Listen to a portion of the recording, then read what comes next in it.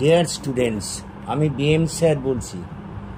আজ আমি একটি গুরুত্বপূর্ণ বিষয় নিয়ে তোমাদের সামনে হাজির হয়েছি। 2024 সালের কলকাতা বিশ্ববিদ্যালয়ের জেনারেল সিক্সথ সেম রাষ্ট্রবিজ্ঞানের ডিএসই B2 অর্থাৎ হিউম্যান রাইটস যে তোমাদের পেপারটি আছে পলিটিক্যাল সায়েন্সের, তার সাজেশন নিয়ে হাজির হয়েছি। এখান থেকে 100% কমন তোমরা পাবে।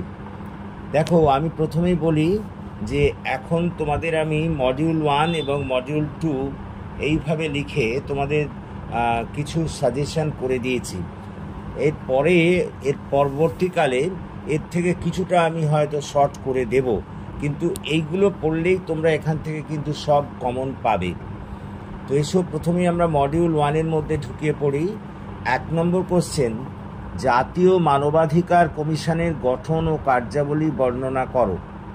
2 নম্বর, রাজ্য মানবাধিকার কমিশনের গঠন ও কার্যাবলী বর্ণনা করো। 3 নম্বর, বিশ্বব্যাপী মানবাধিকার রক্ষার স্বার্থে সম্মিলিত জাতিপুঞ্জের ভূমিকা পর্যালোচনা করো। 4 নম্বর প্রশ্ন, সার্বজনীন মানবাধিকার ঘোষণার দলিলটি পর্যালোচনা করো। 5 নম্বর, মানবাধিকার ধারণাটির উৎস বিশ্লেষণ করো। 6 নম্বর, সম্মিলিত জাতিপুঞ্জের মানবাধিকার কমিশনের ভূমিকা বর্ণনা করো। 7 নম্বর প্রশ্ন, মানবাধিকার সুরক্ষায় সম্মিলিত জাতিপুঞ্জের ব্যর্থতার কারণগুলি বিশ্লেষণ করো।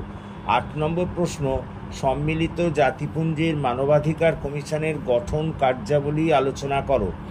9 নম্বর প্রশ্ন, মানবাধিকার ও অন্যান্য অধিকারের মধ্যে পার্থক্য বর্ণনা করো। 10 নম্বর প্রশ্ন, মানব সভ্যতার ইতিহাসে মানবাধিকারের বিবর্তন আলোচনা করো। 11 নম্বর প্রশ্ন, 1973 সালে কিভাবে মানবাধিকার সংরক্ষিত আইনের মাধ্যমে ভারতবর্ষে মানবাধিকার সংরক্ষিত হয়েছে। পরে মডিউল 2, 1 নম্বর প্রশ্ন, ভারতে মানবাধিকার সংরক্ষণ সংক্রান্ত বিভিন্ন সমস্যা বর্ণনা করো। ভেরি ভেরি ইম্পর্টেন্ট প্রশ্ন। 2 নম্বর, ভারতে মানবাধিকার সুরক্ষার ক্ষেত্রে কি কি ব্যবস্থা নেওয়া হয়েছে, এটিও ততোধিক গুরুত্বপূর্ণ প্রশ্ন। 3 নম্বর, মানবাধিকারের ভিত্তি হিসেবে ভারতীয় সংবিধানের সাম্যের অধিকার আলোচনা করো। 4 নম্বর, ভারতে মানবাধিকার আন্দোলনের ওপরে একটি টিকা লেখো। 5 নম্বর, ভারতীয় সংবিধানে সংরক্ষিত স্বাধীনতার অধিকারটি আলোচনা করো। 6 নম্বর, সংস্কৃতি ও শিক্ষা বিষয়ে মানবাধিকার কিভাবে ভারতীয় সংবিধানে রক্ষিত হয়েছে। 7 নম্বর, মানবাধিকার বলতে কি বোঝো, মানবাধিকার রক্ষায় ভারতের ভূমিকা আলোচনা করো। 8 নম্বর, ভারতে মানবাধিকার সংরক্ষণ সংক্রান্ত বিভিন্ন সমস্যা বর্ণনা করো এবং তার প্রতিকার আলোচনা করো। 9 নম্বর প্রশ্ন, ভারতীয় সংবিধানে লিপিবদ্ধ মৌলিক অধিকারগুলির তাৎপর্য আলোচনা করো। 10 নম্বর প্রশ্ন, ভিয়েনা ঘোষণাপত্রের মূল বিষয়বস্তু আলোচনা করো। দেখো, এই 10টি প্রশ্ন করে আমি প্রত্যেকটি মডিউলে দিয়েছি। এগুলির থেকেই কিন্তু তোমরা কমন পাবে। তো পরবর্তীকালে এর থেকে হয়তো কিছু প্রশ্ন আমি শর্ট করে দিতে পারি, কিন্তু এগুলো তোমাদের সকলকে পড়তে হবে।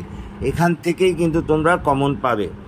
সুতরাং আশা করি তোমরা বুঝতে পেরেছো। যদি তোমরা বুঝতে পারো তাহলে প্লিজ আমার এই সাজেশনটি সকলের মধ্যে শেয়ার করো, এবং তোমরা যারা এখনও পর্যন্ত আমার এই চ্যানেলটি সাবস্ক্রাইব করোনি, please subscribe my channel. Thank you for watching and listening. Please comment, share and subscribe to my channel.